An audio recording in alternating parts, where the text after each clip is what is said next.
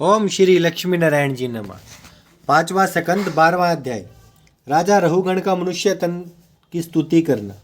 राजा रहुगण ने जड़ भरत से इतना ज्ञान सुनकर विनय किया, महाराज, मनुष्य योनि से दूसरा चूल्हा उत्तम नहीं होता, जिससे तुम्हारे ऐसे महात्मा व ज्ञानी का मुझे दर्शन मिला। मनुष्य का जन्म देवताओं से भी अच्छा समझना चाहिए। कदाचित देवता परमेश्वर का तप करें तो मुक्ति के सिवा दूसरा मनोरथ उनको नहीं मिलता। भरतखंड का मनुष्य जिस अर्थ के वास्ते हरि भजन करे वही फल उसको प्राप्त होता है। यानी जो भारत हिंदुस्तान में जो पैदा हुआ है, हिंदुस्तान की धरती पे जो पैदा हुआ है, जिस कामना को मन में रख के हरि भजन करे उसे वही फल मिलता है। इसलिए मैं मनुष्य तन को देवताओं से उत्तम जानकर दंडवत करता हूँ। जड़ भरत यह वचन सुनकर बोले, हे राजा, जो बातें मैंने तुमसे कहा उसका अर्थ तूने समझा या नहीं? राजा बोला कि महाराज, मैं संसारी जीवती मूर्ख अज्ञान हूँ, इसलिए यह ज्ञान अच्छी तरह नहीं समझा। आप दया करके विस्तार पूर्वक कहिए, तब मैं समझ सकता हूँ। यह वचन सुनते ही जड़ भरत हंसकर बोले, हे राजन, यह बात कठिन है। ऐसा ज्ञान यज्ञ पूजा तप करने, विरक्त होने, वन में रहने, पंचाग्नि तापने, जल में बैठने व दान देने से नहीं प्राप्त होता। यह सब कर्म करने से मनुष्य को इस बात का अहंकार होता है कि मैंने ऐसे शुभ कर्म किए हैं, मेरी बराबर दूसरा कौन होगा। शुभ कर्म करने पर भी अहंकार रखने से वह नष्ट हो जाता है। जब तक अभिमान छोड़कर संत व महात्मा के चरणों की धूल अपने मस्तक पर नहीं लगाता, तब तक यह ज्ञान उसको नहीं मिलता। परमेश्वर की कृपा के बिना संत व महात्मा का दर्शन दुर्लभ है। हे रहुगण, तुम समझते हो कि हम राजा हैं, सो मैं भी पिछले जन्म में भरत नामक 7 द्वीपों का राजा था, पर वहाँ रहने से अपना भला न समझकर राजगद्दी छोड़ दिया और वन में नारायण जी के शरण में जाकर हरि भजन करने लगा।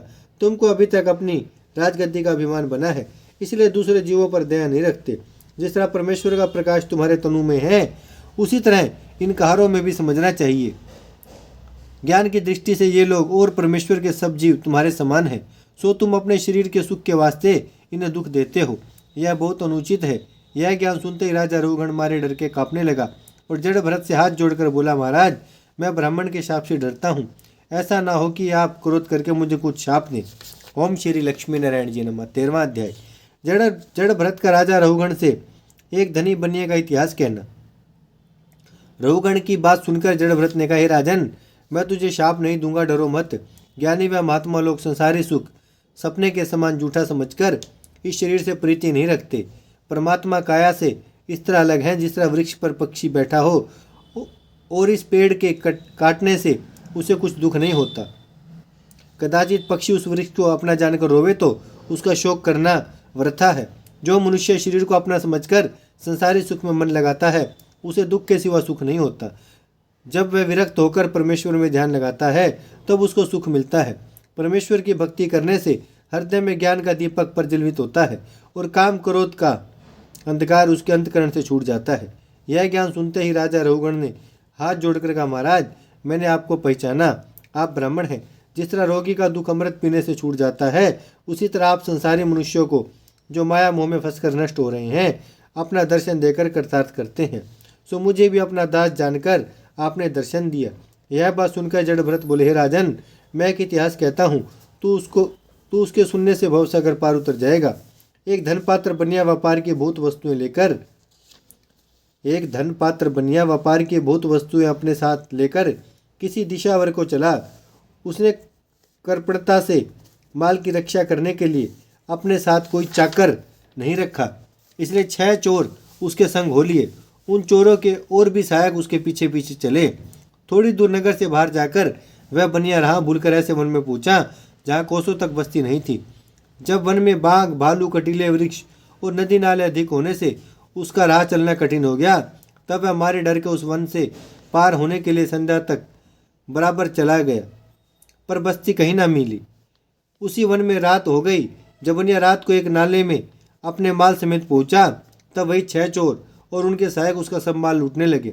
उस समय उस बनिया ने रोकर मन में कहा कि कुछ भी माल यदि बच जाता तो उसे बेचकर फिर व्यापार करता। वह बनिया ऐसा विचार कर जिस वस्तु का बचाव करता था, उसे सब चोर लूटते थे। जब उसका सब माल चोर लूट ले गए, तब वह बनिया घबराकर उस वन में अपने टिकने का स्थान ढूंढने लगा, पर कोई जगह उसके रहने के लिए नहीं मिली। वह व्याघ्र व हाथी आदि की बोली सुनकर डर से कांपता हुआ राह में चला जाता था। कहीं सांप व बिच्छू देखता तो ठोकर खाकर गिर पड़ता था, कहीं पैर में कांटे चुभते थे। वृक्ष के नीचे जब सुस्ताने लगता तो वृक्ष पर उल्लू का शब्द सुनकर वहां से भी भागता। कभी वन में आग लगी देखकर उसके डर से दूसरी ओर दौड़ता था। उसी विपत्ति में भागते हुए एक सूखे कुएं में गिर गया। उसी विपत्ति में भागते हुए एक सूखे कुएं में गिर पड़ा। उस कुएं पर एक बरगद का वृक्ष था। उसकी एक डाली कुएं में लटकती थी। जब वह बनिया आधे कुएं में पहुंचा तब वह डाली उसके हाथ लगी, उसे पकड़कर लटक गया। उस कुएं में एक सांप नीचे बैठा था। सोंध्यारी रात में बिजली चमकने से उसने देखा कि कुएं में एक सांप फन काढ़े बैठा है।